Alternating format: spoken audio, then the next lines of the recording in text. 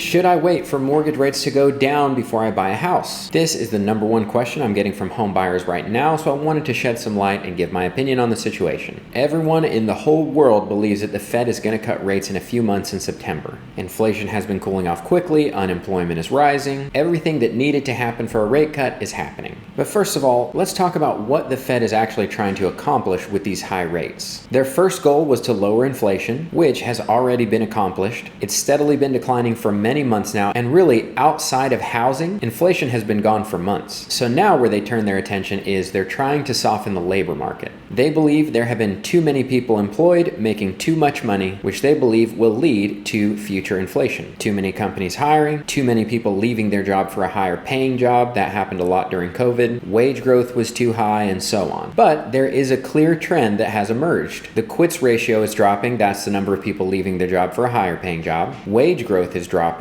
Inflation, of course, has been dropping, and unemployment is finally steadily rising. So the balance now is they want to keep unemployment rising, but not to the point that they break the labor market and cause an unnecessary recession. You may not know this, but usually a leading indicator to a job loss recession starts with mass layoffs, specifically in the construction industry. The workers that are building homes are usually the first to go, and this is important. The Fed does not want to see this happen. If mass layoffs happen in the housing construction industry, they will have caused a job loss recession. But so far, even by keeping the federal funds rate high for a year now, things have actually been just fine because builders have still been able to offer sub 6% mortgage rates to home buyers. And it turns out there's a lot of demand there, and that's why they're still selling just fine. Plus, these builders have already permitted or even started construction, and they have inventory to build for these construction workers for the next 6 to 9 months. So there's still plenty of work for now, but at the same time, they've been pulling less and less new permits for future builds because they know if the Fed keeps rates this high for longer, eventually it's not going to make sense for them to keep building at the same pace. And if builders slow their pace, construction layoffs happen, which may lead to a job loss recession. So that's what the Fed wants to avoid. So on top of the obvious inflation and unemployment numbers trending in the right direction, the Fed also needs to pivot to ensure we don't enter a job loss recession, starting with the housing construction market. So we have all the evidence in the world that it makes perfect sense for the Fed to finally have its first rate cut in September. So how do we navigate this? My name is Michael. I own a local real estate brokerage here in the Dallas area. And if you're looking to buy or sell in the Dallas area, whether it's next week or next year, I'd love to connect. I've helped every one of these yellow dots find their little piece of Texas, and I'd love to help you too. Just call, text, or shoot me an email. All that is in the description below. So let's assume, like everyone else, that the Fed is going to have its first federal funds rate cut in September. Let's explore some potential outcomes. The very first thing you need to know is that the federal funds cutting rates does not have to mean lower mortgage rates. And here is our evidence. This is the 10-year Treasury yield.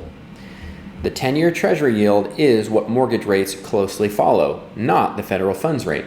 The federal funds rate does have an impact on the 10-year yield, but it's actually the bond market that determines mortgage rates. And I want you to pay attention to this part because I think it's going to be surprising to a lot of you. So every single one of these circles, and I've labeled them, was a rate hike. So we started out with March, we went up to a 0.5%. That's the federal funds rate went up to 0.5%. That happened here. At this point, the 10-year started running up. But when it was announced we were going from 0.5 up to 1%, mortgage rates came down and the 10-year came down. But then it shot back up. Then it was announced we were actually going up to 1.75, which is a huge jump. And what happened? Mortgage rates went down. The 10-year went down on the announcement that we were going to go up another 0.75%. Then it was announced 2.5, then we started running up. But look at this whole time period. From 3.25 all the way up to the very last rate hike we had, which was announcing we were going up to 5.5%, we have 7 rate hikes. So in this whole time period, 7 rate hikes were announced, and we spent so much time way down here. Why was the 10-year yield not going up, even though the federal funds rate kept going up significantly? I mean, just look at this one. When it was announced we were going from 3.25 to 4%, we went up for a couple days and then straight down. This is the opposite of what you think would happen when you announce a 0.75% increase in the federal funds rate. So all I want you to see here is the federal funds rate being announced going one way or the other does not mean mortgage rates have to go the way you think they're going to go. Nobody would have thought, oh, we're raising them 0.75% and mortgage rates drop significantly. No one could have predicted that. And the biggest evidence we have is the very last rate hike we had announced was here, that the funds rate is going up to 5.5%, And look what happened. Things went absolutely insane after that with no more rate hikes coming at all. Things just went straight up. And we went all the way from, I don't know, maybe a 6.5% rate all the way up to over 8% rates, with the federal funds rate not changing one bit. So my point here is, don't think, oh, the federal funds rate coming down 0.25% means mortgage rates are going to come down 0.25%. It doesn't mean that at all. So one last time, the Fed cutting rates does not have to have the impact you think at all. But if we had to guess today what was going to happen, here are what I think are the most likely scenarios. The last time that the federal funds rate was at 5.25% was on May of 2023, and mortgage rates were about 6.6% then. And looking at this chart today, with this big drop down here, this got us all the way down to a 6.62% today. So we're almost exactly where mortgage rates were the last time the federal funds rate was at 5.25%. So we're already at the same mortgage rate. Again, this is because we had a very big drop today. And what's happening here is this is the market already pricing in that rate cut.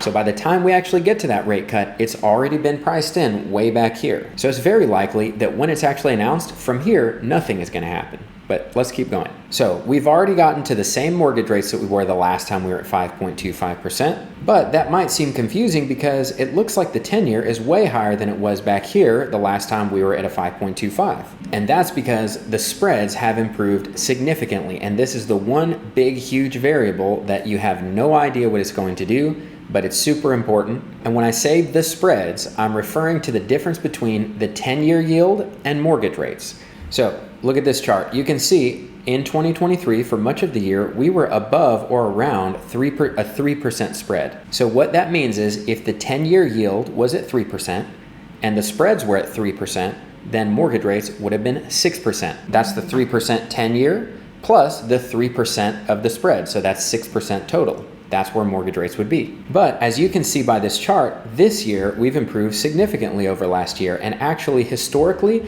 we usually are below 2%. So where we started out back here in 2022, that's where we've been historically. But this year, as you can see, we're closer to a 2.5% spread. So if the 10-year gets to 3% now, mortgage rates would only be 5.5%. So the 10-year can be the exact same as it was back in 2023, but because the spreads have improved 0.5%, we would have 0.5% lower mortgage rates. That is a huge difference. And that's why the 10-year can be much higher now and still have the same mortgage rates as we did then. So the big if here for all the rest of this video is the spreads. Okay, so if the spreads don't improve and they stay around 2.5, then worst case, it would make sense to me that rates are going to stay exactly where they are right now. And that's what I'm talking about, where the market is already today pricing in that rate cut. So the worst case, spreads don't improve, the 10-year doesn't drop further, nothing changes. We're going to be right here where we are at around a 6.6 when they announce the rate cut. Okay, that's the worst case. And I think honestly, that's probably the most likely case. But the next best case would be the 10-year drops down to maybe as low as this 3.6. And I say that because once the 5.25 was announced, the next result was this pocket here. We spent a lot of time going through here. The bottom of that range would have been this around 3.6 number. So the next best case is we come down somewhere in that pocket. Maybe we shoot down here. Maybe we touch something around there. But yeah, the next best case, the spreads don't improve and we get to hang around a 3.7%. And that gets us to around, I would say probably around a 6.25 would be a reasonable target for that, with the spreads remaining where they are. So worst case, we stay up at 6.6. The next best case, we get around 6.25, which I don't think is as likely. And then the absolute best case would be we get all the way down to the 3.6 and the spreads continue to move down closer to a 2%, which historically is where we've been, actually below a 2%. If that happened, then we would have sub 6% mortgage rates. So these are all totally possible scenarios. But if I had to guess right now, I don't think we can get anywhere near 6% at a minimum until January or February, and that's the best case. And when it happens that we do get sub 6% mortgage rates, that's when the real buyer demand is going to come in. We have the evidence of that in that that's what home builders have still been offering, and they've been selling plenty of houses. So when mortgage rates organically get there, that's when we're going to see real buyer demand come in. And in my opinion, you do not want to wait until that happens to buy a house. So once again, in my opinion, for the September rate cut, I think it's already priced in here. I think we're going to hang around 6.6%. Maybe we go a little bit lower. Of course, we're going to have some fluctuations, but overall, I think maybe 6.4 to 6.6 is going to be a reasonable place to land. I don't think we're moving significantly from here. And what you also need to remember is one rate cut doesn't mean that there has to be another one following. It doesn't have to go like this, where every 2 months we're having a rate cut. We can cut once and we can sit there for 6 months. Nobody knows what's going to happen. So in that scenario, it's literally, we would just stay right here at 6.6% for the next 6 months. Of course, there's going to be fluctuations because, again, the bond market is the one who actually sets these rates. But my point is, it may not change much at all. So do not be counting on this to be some big help to you in your home buying journey. And then what you need to remember is the goal of the Fed here is to slow everything down. I think we've all been conditioned the last few years with things running straight up and straight down, and it's been total chaos, but I don't think that's going to happen anymore. At least that's the goal of the Fed. So if somehow this rate cut did cause some dramatic swings,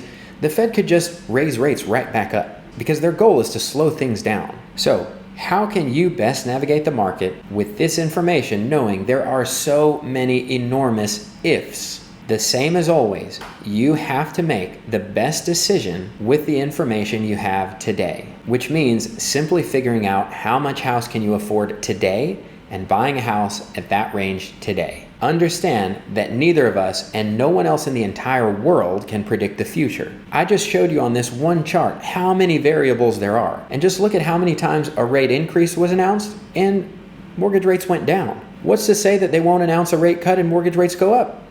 Nobody knows. What if rates drop significantly, a ton of home buyer demand comes in, and it goes back to everything being multiple offers and prices going straight up? What will you do then? Or what if mortgage rates go back up? How will you navigate that? Because both of those things could happen, and we have no way of knowing which one it's going to be. The best strategy has been and continues to be buy the house you can afford today, and when rates finally do come down, you'll get to refinance and save hundreds of dollars a month. You will have locked in your price, but your monthly payment will come way down. This is a much better idea than trying to buy in a market with all the other buyers who are waiting for sub 6% mortgage rates. You have no idea where prices or inventory are going to be by the time that actually happens. And I can tell you from personal experience, 100% of the time, when I have a client who is perfectly capable of affording a great house today, tell me they're going to wait because they believe prices are going to come down, 100% of the time they never end up buying a house. Their belief that they know what the market is going to do or has to do or must do keeps them perpetually on the sidelines. Even if they're right and prices do come down some, then it's that prices didn't come down enough to meet their expectation,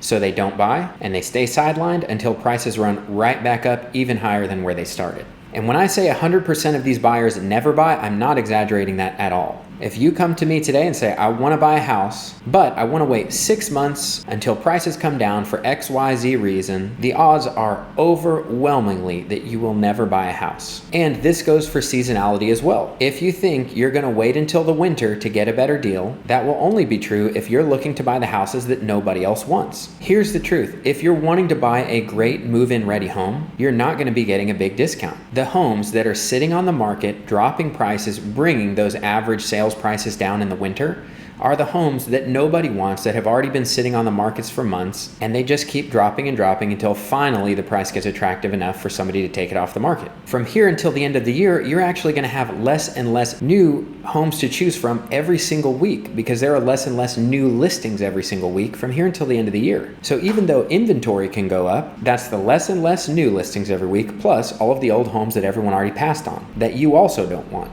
The long story short is this: the sooner you can accept that you have no control over and no edge and no special insight into the future, and that the only thing you can know for certain is what you can see here today, the better the decision you're going to be able to make. You have to get into the reality that today is all you know. I don't care how much data people have. I don't care how convincing they are. Nobody knows anything outside of today. I mean, guys, I just showed you on this chart, 7 rate hikes were announced and mortgage rates went down, many of them. That's the opposite of what you would think would happen. Anyway, thanks for watching. I'll see you in the next video.